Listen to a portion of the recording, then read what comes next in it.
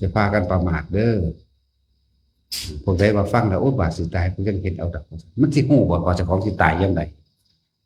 ยังไปหัวฟาดพื้นตายซ้ำเส้นเลือดในสมองแตกตายซ้ำหัวใจวายตายซ้ำแม่นบ่ล่ะรถชนปุ้งตายซ้ำกำลังคุยกันดีดานั่นอันนี้ตู้ตายซ้ำพูนพวกเจ้าคิดถึงหยังมองหันไปมองหันได้ก่อนจิตมีที่ตั้งก็ขึ้นที่คิดถึงนั่นแหละที่กำลังคิดถึงที่กำลังเบาที่กำลังไข้ควรที่กำลังก็เกิดอารมณ์พอใจมั่งบ่พอใจมั่งในสิ่งที่คิดถึงอันเด้อารมณ์ก็เกิดบุบบับอยู่มันทันบ่ล่ะนั่นพอใจไม่พอใจพอใจไม่พอใจอยู่นั่นน่ะมันโตพอใจทั้งโลกมันก็ไปอบายคือเก่านั่นแหละสิบ่เว้าหยังกับความโมโห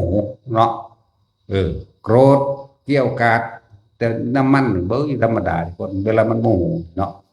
ออกความรู้สึกเต็มที่เด้แสดงออกมาทางกายวาจาบ่ล่ะ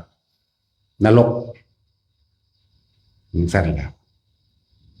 บอกว่าหน้าเห็นน้ำเห็นป่าเห็นภูเขาเราทั้งดีเด้อเป็นนิมิตคติอย่างต่างๆอ่ะนะมันจะไปเป็นสัตว์เดรัจฉานกลับมาลมเร็วๆอย่าไปนำมันมาคิดเอาก็คือเห็นแล้วนี่บ่แม่น